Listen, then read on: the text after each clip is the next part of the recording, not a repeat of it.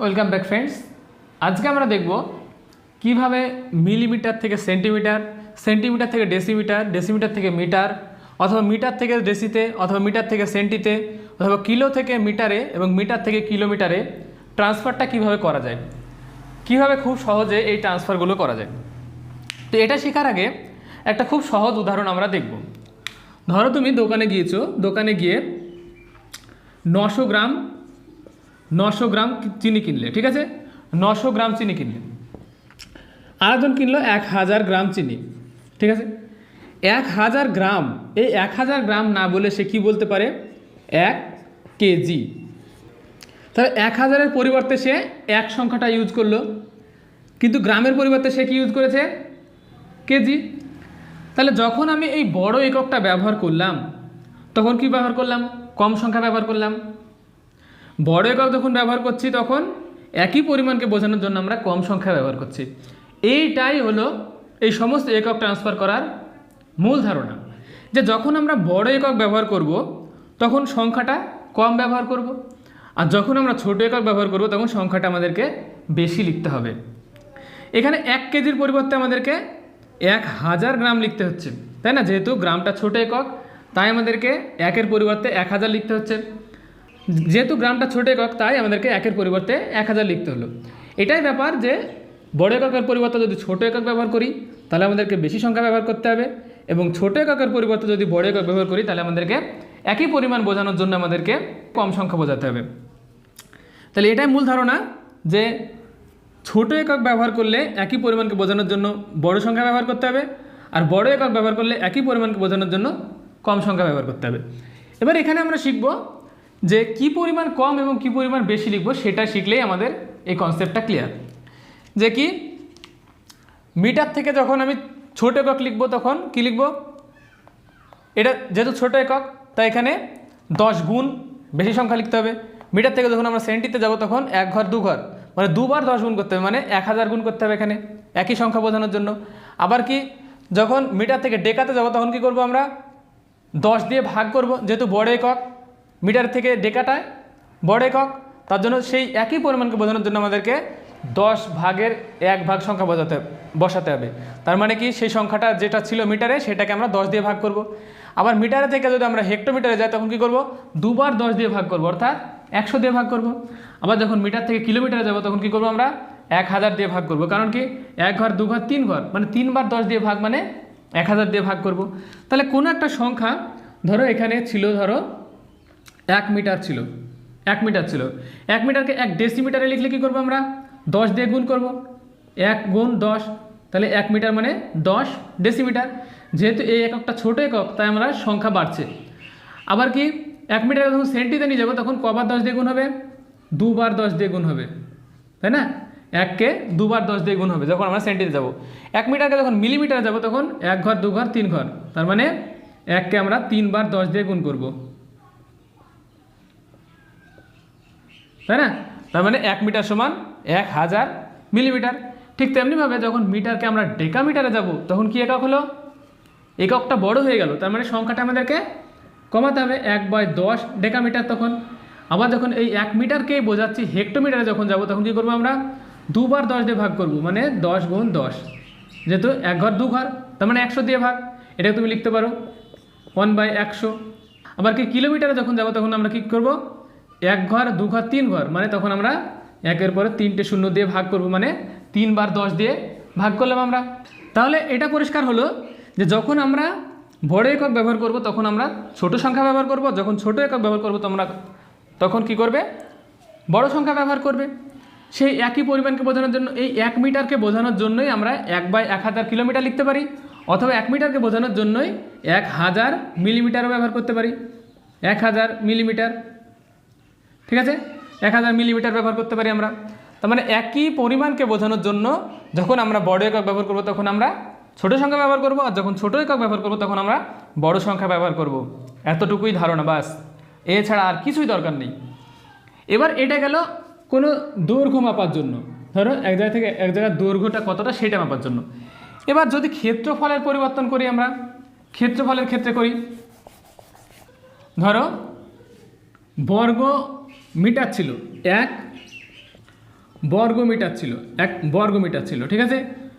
এই 1 বর্গমিটারকে আমি 1 বর্গমিটার পরিমাণটাকে সেন্টিমিটারে নিয়ে যাব, বর্গ সেন্টিমিটার। তাহলে কীভাবে নিয়ে যাব?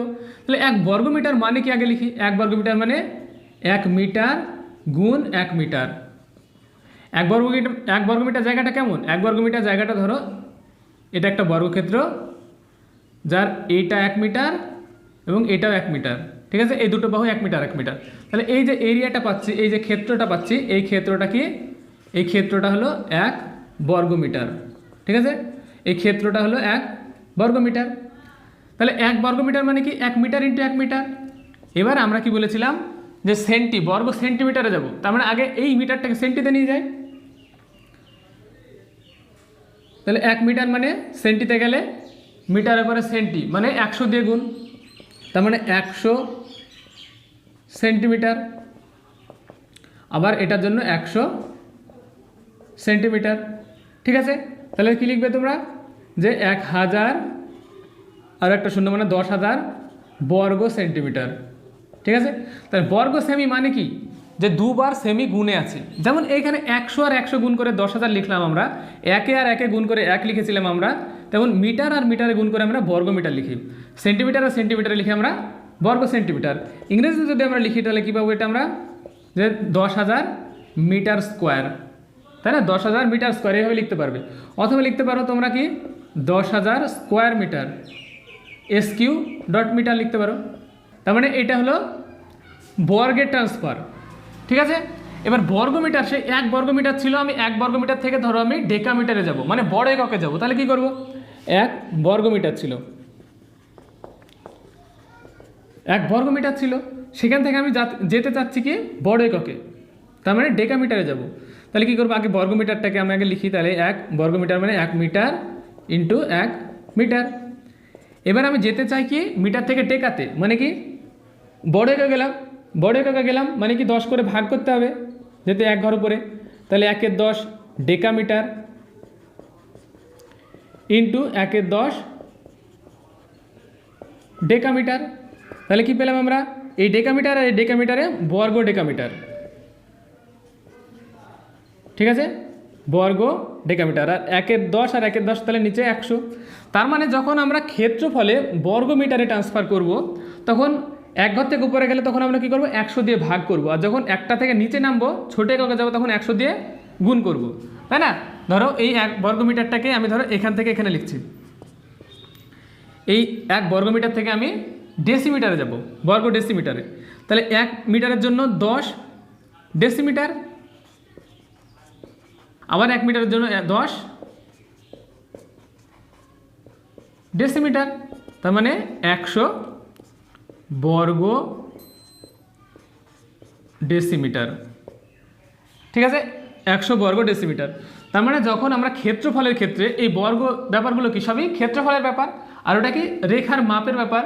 তার মানে এগুলো 1 ডাইমেনশনাল, এগুলো 2 ডাইমেনশনাল। 1 ডাইমেনশনাল ক্ষেত্রে যখন আমরা এক জায়গা থেকে এক জায়গায় ট্রান্সফার করবো, তখন বড় এককে গেলে 10 দিয়ে ভাগ করব, আর ছোট এককে গেলে 10 দিয়ে গুণ করব। আর ক্ষেত্রফলের ক্ষেত্রে যখন বর্গ একক থাকবে, বর্গ মিটার বা বর্গ ডেসিমিটার, তখন ট্রান্সফার করার জন্য কি করব? আমরা এক একক থেকে আরেক এককে যাওয়ার জন্য বড় এককে গেলে আমরা তখন কি করব? 100 দিয়ে ভাগ করব। আর যখন ছোট এককে যাব তখন কি করব? আমরা 100 দিয়ে গুণ করব। কেন 100 দিয়ে গুণ হলো? সেটা এই যে 10 দিয়ে গুণ বা ভাগ যে প্রথমে ছিল যেটা, সেই ধারণা থেকে আমাদের এটা আসছে, তাই না? সেই ধারণা থেকে আসছে আমাদের এটা। এবার যদি আমরা আর একটা কেস দেখি যে না আয়তন, মানে সেখানে 3 ডাইমেনশন থাকে, সেখানে ঘন একক থাকে, তাহলে কি থাকে? ধরো এরকম থাকে, সেখানে কি থাকে? ধরো 1 ঘন মিটার ছিল, ধরো 1 ঘন মিটার। তার মানে কি 1 metre into 1 metre into 1 metre, ঠিক আছে, 3টে মিটার।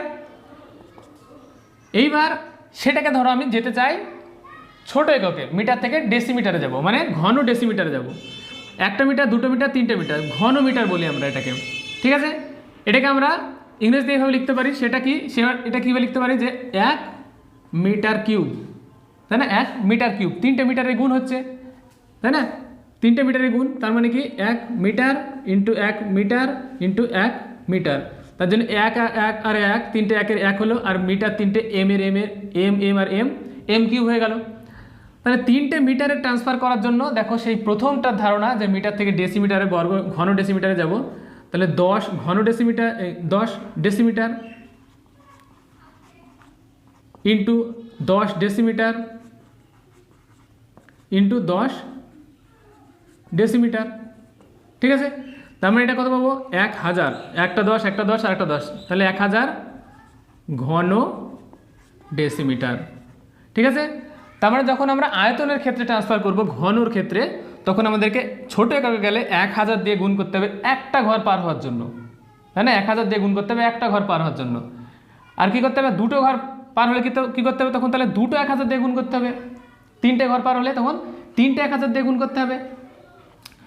এবার আমি এই 1 ঘন মিটার থেকে আমি ধরো 1 ঘন ডেকামিটারে যাব, তখন কি করতে হবে, তাহলে ঠিক এখান থেকে আবার আসছি আমরা। তাহলে দেখো, তাহলে 1 মিটারের পরিবর্তে ডেকামিটারে কী করতে হবে আমাদেরকে, 1/10 ডেকামিটার, তাই না, ইন্টু 1/10 ডেকামিটার ইন্টু 1/10 ডেকামিটার। ওকে, তাহলে আমরা কি পেলাম এখানে, নিচে 3টে 10-এর গুণ পেলাম, মানে নিচে 1000 পেলাম, আর 3টে ডেকামিটার মানে ডেকামিটার কিউব, 3টে ডেকামিটারের গুণে আছে, তার মানে ডেকামিটার কিউব, অথবা এটাকে আমরা বাংলায় লিখি ঘন ডেকামিটার। মানে বোঝা গেল যে 1 একক থেকে আরেক এককে ট্রান্সফার করতে গেলে আমাদেরকে 10 দিয়ে, বড় এককে গেলে কী করতে হবে, 10 দিয়ে ভাগ করে সংখ্যাটাকে কমাতে হবে, আর যখন ছোটো এককে যাব তখন 10 দিয়ে গুণ করে সংখ্যাটাকে বাড়াতে হবে। আর যখন আমরা সেটা বর্গে যাব, তার মানে বর্গক্ষেত্র মানে বা সেটা কি ক্ষেত্রফলের কেসে যাব, তখন কী হবে, অ্যাকচুয়ালি বর্গমিটার মানে দুটো মিটারের গুণফল, তার মানে দুবার সেই একই সংখ্যা, ওখান থেকে ধারণাটা আসছে, ঠিক আছে, একদম ক্লিয়ার। আর যখন আমরা ঘনমিটারে যাব তখন সেটা কি করতে হবে, 1 ঘর পার হওয়ার জন্য যদি ছোটো এককে যায় তাহলে আমাদেরকে কী করতে হবে, 1000 দিয়ে গুণ করতে হবে, আর যদি বড় এককে যায় তাহলে আমাদেরকে 1000 দিয়ে ভাগ করতে হবে।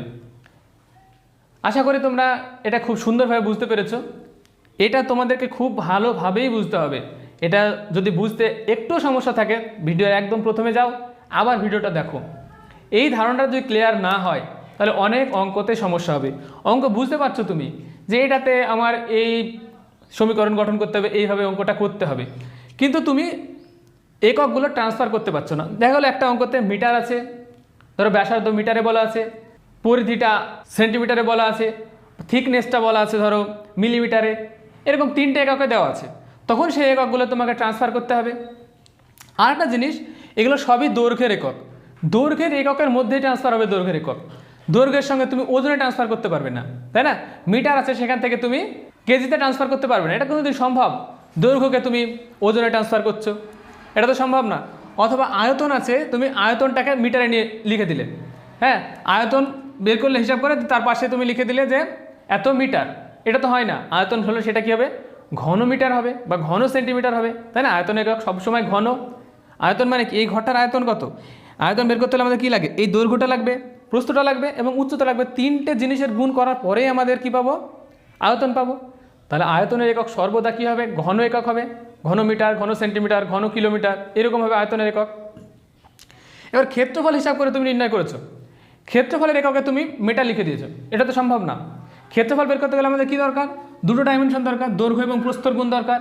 অথবা বৃত্তের ক্ষেত্রে কী দরকার হয়, পাই আর স্কোয়ার, আর মানে কি ব্যাসার্ধ। বৃত্তের ক্ষেত্রে কি হয়, বৃত্তের ক্ষেত্রে কি হয়, ক্ষেত্রফল পাই আর স্কোয়ার হয়, তাই না। এই এককটা কী হবে, এই আর দুবার গুণ হলো, আর ধরো মিটার ছিল, তার মানে মিটার স্কোয়ার হবে, তার মানে এটা বর্গ একক হবে। তার মানে ক্ষেত্রফলের একক সবসময় বর্গ একক হবে, সে বর্গ কিলোমিটার হতে পারে, বর্গ মিটার হতে পারে, ঠিক আছে, বা বর্গ ফুট হতে পারে। তাহলে এককগুলো তোমাদেরকে খুব ভালোভাবে বুঝতে হবে। আশা করি ভিডিওটা বুঝতে পেরেছো। বুঝতে না পারলে প্রথম থেকে দেখো, দেখে কনসেপ্টটা ক্লিয়ার করো। ভিডিও ভালো লাগলে একটা লাইক করবে আর কমেন্ট করবে অবশ্যই।